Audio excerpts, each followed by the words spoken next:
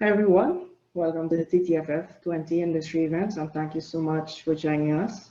This year our full film program will be screened online from September 9th to 15th with our new media exhibition installed at the Medulla Art Gallery in Woodbrook, Port of Spain. If you're joining us via Facebook Live, feel free to post all of your questions in the comments below and we'll address them during the session. Don't forget you can check out our full film listing and pay for our film bundles at online.ttfilmfestival.com.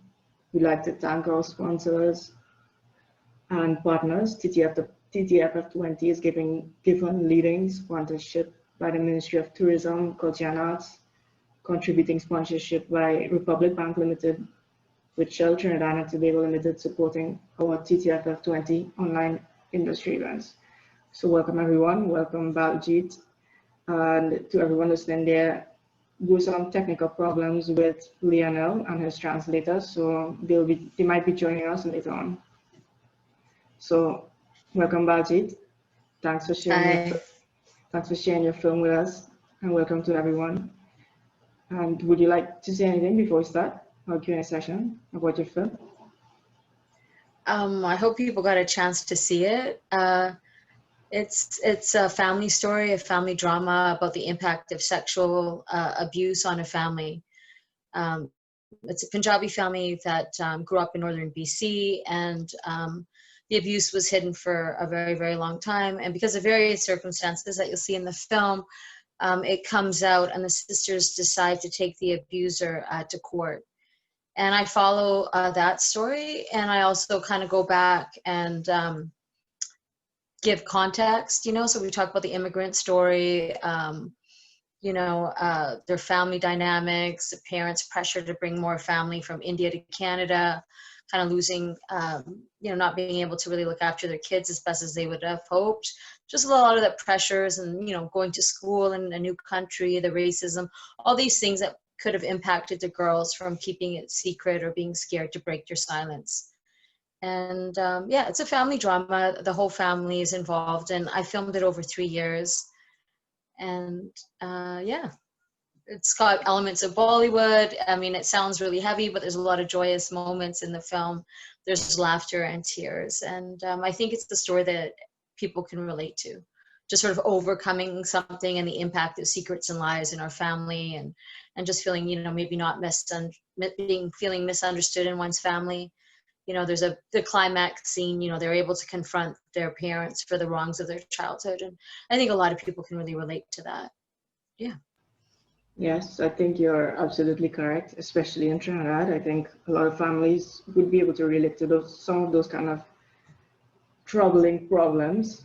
But I think a lot of people here still keep those kinds of problems hidden. So I'm curious as to how you got those three sisters to open up, and especially I know this is a tough topic for them to speak about publicly. So how were you able to gain the confidence and trust of the entire family for them to open up and speak about this in front of everyone?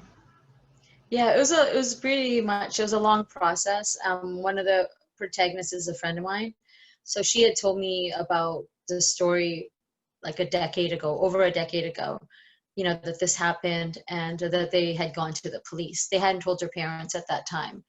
So not much was happening with the case. It just sort of sat on the police file, it wasn't being investigated. And once things kind of started to get moving, she was definitely, she saw that, the story could be, out there for everybody. Like, she was keen to share this story. It's kind of like, we're going to go on this journey, so might as well do it for the greater good. So the fact that I knew her and I had met her sisters before, and then I got involved in the project, and I have a fabulous producer, Salman Jacob. He's also from Trinidad. Too bad. Yeah, if this was happening, we definitely would have been there. But it's just sort of unfolded over 3 years. So I think that gave me more access and more trust with the family. They got to see me, and I got to spend, just some time and just sort of slowly get into it. I think with documentary, and if you're lucky to do a documentary and you have really good producers that, can appreciate that, you know, you can have shooting days, but you have to spread them way out, you know, because things need to develop naturally. So I was able to have that. And in between, you know, I just kept in touch all the time. And when they were going up to testify, I followed them. I followed them on my own, you know, and I got to see sort of how hard that process is, and how, you know, how hard it is for women to come forward in the court system. And you know, a lot of the times the trials were adjourned. You know, they would get ready to testify and it just wouldn't happen because the accused, who was her cousin, you know, he would make up excuses because he didn't want them to testify. So it was an arduous journey, and it took a while. And I think because it took so long, and I spent time, you know, good times and bad times with the family, I was able to get that access. And also I do come from the same cultural background, so I can understand, you know, why the girls felt, you know, that they had to be silent. They didn't even tell each other, you know, and how the parents, when they did come to know, you know, immediately they're feeling, you know, this is going to shame our family. We can't let this out. What will people think? You know, all of those kind of things I could totally relate to. And, you know, and the title, Because We're Girls, one of the girls says that in the climax scene, just sort of maybe why certain things happen the way they did. You know, there is a son, but he's, you know, the father gets more excited when he sees the son. And she says, you know, maybe things were overlooked because we were girls. And I chose that as the title. And also I felt they pursued something. They pursued justice, and you know, they broke their silence because they're girls too. The film came out, no, sorry, when we were filming, the women's movement was really, you know, there's the Women's March and the Me Too movement. There was just a lot happening globally around this topic. So I think it really elevated things for us too. Made us feel like we're kind of part of a movement while we were filming it. Thanks. And I think it's a good job by you, but also by your entire crew as well, because the family would have had to open up to you, but also for everyone else there who were working with them. So good job. Is there anyone else joining us who has a question? I have a question. Oh, Safri, go ahead. Hi, I have a question about, you know, the opening up of the sisters. It's very interesting to see the three sisters, because they seem to have each been affected in different ways in different stages. So you have one sister who managed to marry and have kids and seems to have a very happy family. You have another sister who made an attempt at it, had a child, or made an attempt at it, recognized it didn't, you know, that she just couldn't get past it, and had a child, so still had her own little unit. And then you had the third sister who didn't even try, said, you know, there's no way. And it's interesting to see, though, that outside of that, the three of them became family, right? So the sister that had the husband and the kids, the other sisters and their one daughter seemed to have become this big family. But there's so much love in there, and there's so much kindness amongst those sisters. But I found it interesting, considering the denial of the parents over the years. I was fascinated by how open they were to, one, being filmed, but two, to just kind of sitting there on that sofa in that scene and just you know, really not fighting it, not battling it, but just kind of really listening. And whilst, you know, the father tried to make a little reason why, I don't even want to call it an excuse, because I don't think it was an excuse. I think it was his reasoning based on his limitations. It was fascinating to see that, and what I would love to know what it was like to be in that room when this is happening, because it was so powerful on film. I can't imagine what it would have been like in there shooting it. No, that's a very good question. It was very emotional. We only shot that with one camera. So it was just me, the cameraman, sound, and you know, I was just right behind the camera, so not to be in the way. But as the emotions built and built, and then, you know, yeah, you know, they're crying, and, you know, the parents just don't know how to deal with that. It was so emotional. I was crying behind the camera. And we had crew that were sort of tucked in a room, you know, just managing things. And And a lot, and the climax scene, a lot of that is in Punjabi, and they didn't understand Punjabi, but they could feel the emotion. And when we finished and they came out, even they were crying. So it sort of really translated. It was, and I think, and it was tough to be there. It was an important scene. I appreciate that they, felt close enough that we almost were invisible, and we weren't obtrusive as a crew. Like I said, it was just the camera, sound, and myself in that space. So that, I think that was really important. Yeah, no, it was, I mean, I'm deeply honored that like they felt, they trusted us enough to be that vulnerable. At any point, the father could have just said, screw this, I'm out of here, and just left. And same with the mom, they saw that it's being filmed and they were being really honest. He didn't need to say what he said. I'm not going to give away the movie, but Right. it's and it's really their reaction to a couple of the comments. You just really can't really fathom or understand all of that. It's an important scene, and I think that really makes the film, because I think that's where people can really relate to kind of not being feeling misunderstood, and finally a secret really comes out, and and the family has to kind of deal with that and heal with that. After we stopped filming, everybody was hugging. Even the sisters hugged Dad, and we needed a lot just to bring that energy down. Just a lot of hugging, a lot of just being there, a lot of checking in, see how he's doing. And then once that happened, we actually had lunch, believe it or not. We kind of moved over and had tea and just kind of like moved on and had different kind of conversations. But I think too, the fact that they couldn't really keep this a secret. Obviously we're filming it, but it had gone to court. I mean, it's out of the bag, it's happening, those wheels have happened, there's going to be a judgment around the corner about what's going to happen to the abuse. So it's not like the parents can really, stuff that down. It's out, and it's impacted their lives, and a lot of their family has taken sides because this is a family member. It's really divided their extended family. So I think just because of all of that, and the emotions were really running high because we were getting near the end of the court proceedings. Like we're waiting for a verdict. So Yeah. And they're on edge too, because they don't know what way it's going to go, and how that will really impact the family. I have to say, at the beginning of the scene, I was concerned about how it would progress, because at the beginning, I watched it this morning. Okay. And I was very concerned when the father sort of started to talk about the girls, and really the girls having some responsibility for what happened, by saying you could have moved, you could have avoided it, and Totally. so I think that the woman handled it brilliantly, but really started to now call out that whole idea without sort of fury.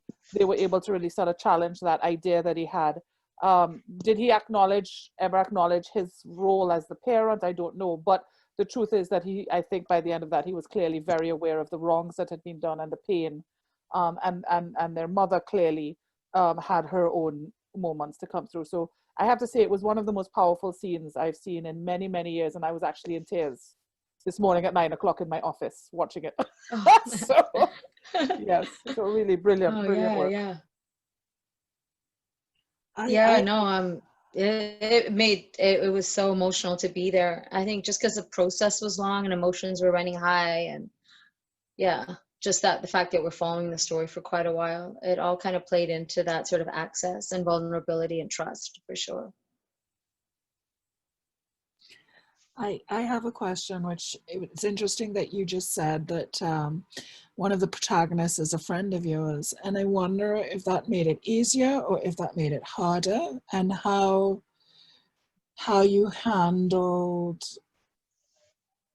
the challenge of filming with somebody you know and care about, and whilst maintaining fidelity to the idea of telling a truthful and authentic story. Yeah, I think it was an advantage, to be honest, because I already had a lot of backstory, and I already been hearing about the story for quite some time. that what they were doing. And, you know, I met a couple of the, I met one of the other sisters a few times, Akira, and talking about this. And I had done another film just before they had told me. It was on why so many South Asian youth were getting involved in gangs. And there, a lot of people thought, oh, you know, the community is not going to be able to handle that, or there'll be backlash. And, you know, it went fine. It was all right. It was a much needed conversation. So, and that's sort of been the response to this one. But I think it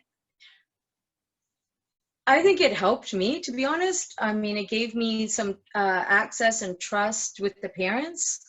You know, before even filming them, I did go over, so they got to know me and, you know, my background. And, you know, we shared sort of our family stories, you know, of immigration or settling, or, you know, there's so many cross references because there's a certain, you know, narrative out here when people came in at a certain time. So because I was able to relate a lot, I think they trusted me, and they knew what they knew that I knew the stakes of this and how of it getting out there.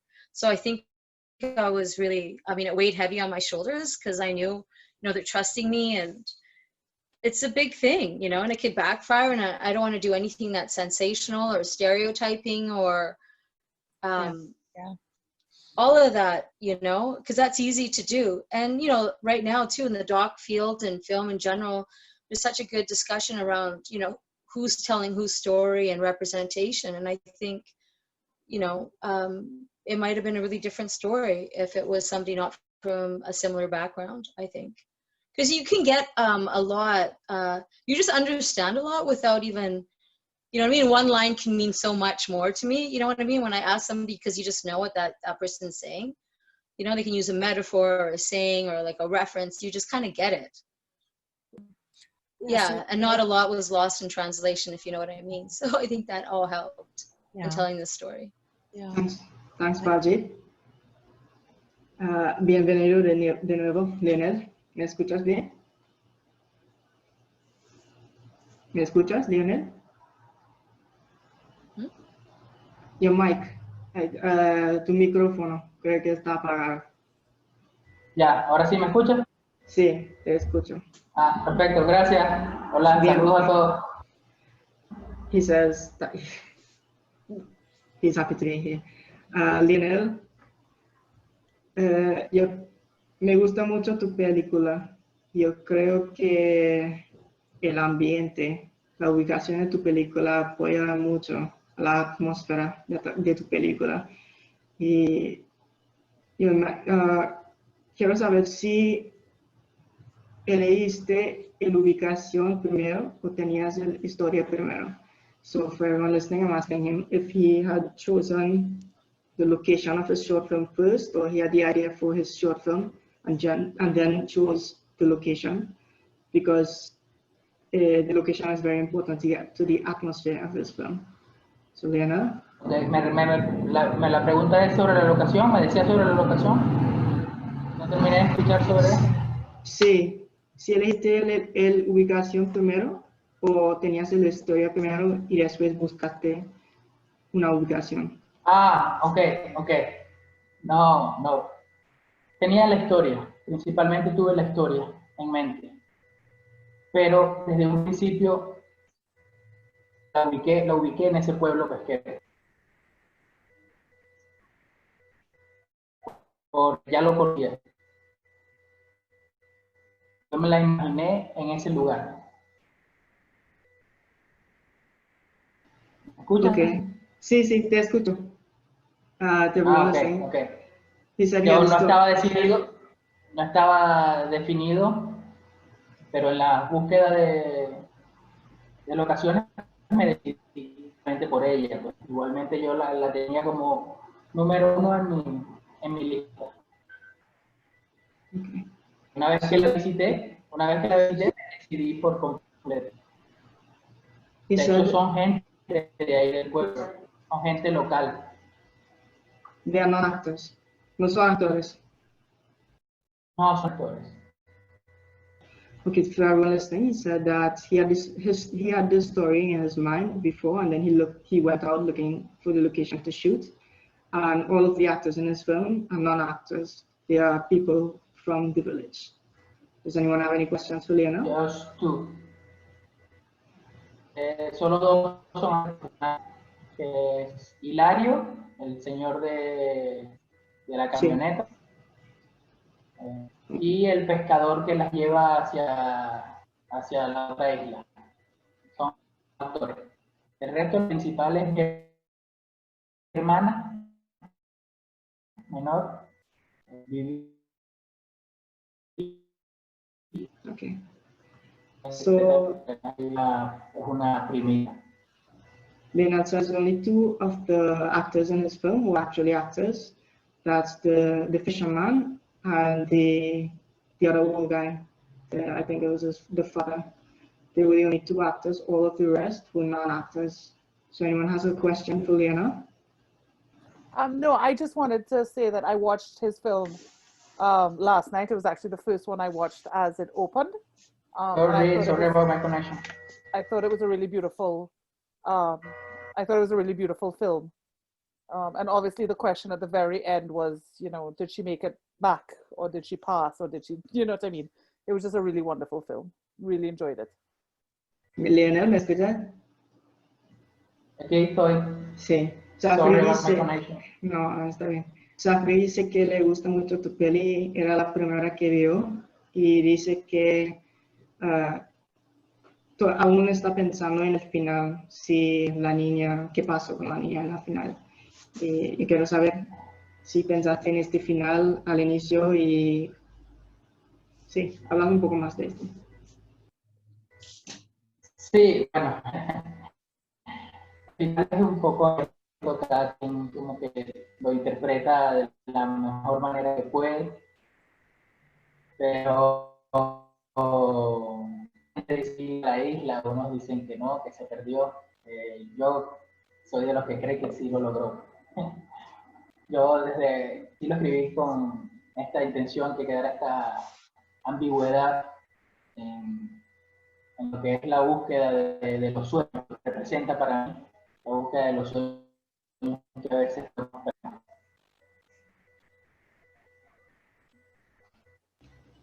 Leonel says that yes, he had this story, he had this idea of ambiguity at the very beginning before he started to shoot, because dreams are like that, ambiguous, and he wanted to explore that. Any further questions for Baljit or Leonel? Thank you.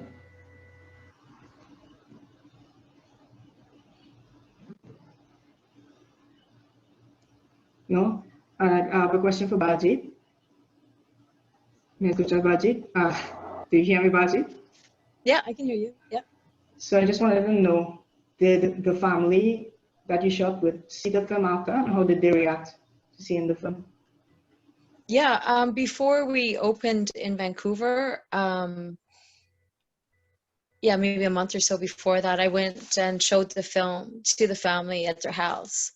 And I was really nervous. I kept staring at the mom and dad at all the major scenes. But, you know, and Selection on one of the sisters, it was the first time she saw the film as well. So one of the sisters chose not to see it. She didn't want to see it with her parents. And, you know, she saw it the first time when it was actually at a theater. But that was her choice. I even gave her a link and I said, you know, see it how you want to see it. You know, if you need to see it on your own or whatever. But at the end, they were fine with it, you know. I think, you know, always during the making of the film, I kind of really impressed that, you know, yes, this is your family's story, but this is everybody's story, you know, like you're going to help a lot of people with this film. And a lot of people will be able to relate to this film. So I think, you know, I remember with the father saying that, yeah, you know, that he thought the film was good. And, you know, he hoped that it will resonate with other people and help people. Yeah.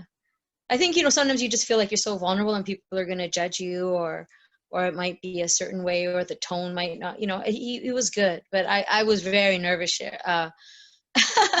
when they were watching it, especially during the big climax scene. I just kept looking over. But yeah, we got his blessings. And they came to the screening, and we actually opened a documentary film festival here in Vancouver called DOXA. So it was a really, you know, like about 800 people. And they came, the whole family came. And after the film, you know, we got a standing ovation and the parents stood up. So people, you know, really applauded their courage and they were there to see that. And then after the film, I know people came up to the parents, especially the father. A lot of men and young men came up to him and thanked him, you know, for just being real and being in it, that it was important. So I think that helped too. Nice. Does anyone else have any questions for Leonel or Baljit? Leonel, ¿me escucha? Estoy aquí. Sí, yo quiero saber si es tu primera vez trabajando con no actores o has trabajado antes con no actores y qué tal fue el proceso. So I'm asking him if this was the first time, if this was his first time working with non-actors or has he worked with non-actors before? Sí, mis primeros trabajos estudiantiles también los hice con mi hermana pequeña, mi hermana menor, Amir González. Y me gusta trabajar con no actores. Y esta que fue mi tesis de grado, La Sirena, también lo quise hacer así. Y el resto he venido trabajando también con una mezcla de actores y actores profesionales. Estuve trabajando en Caracas de la mano de una directora de actores que se especializa en no actores. Entonces me he inclinado como hacia esas líderes. Gracias, Leonel. Gracias a todos. Muchas gracias a todos ustedes. Leonel said that this was his first time working with non-actors. It was his thesis film. And he and his entire crew, this was the first time they were working with non-actors. So thanks everyone for joining us. Thanks, Baljit. Muchas gracias, Leonel.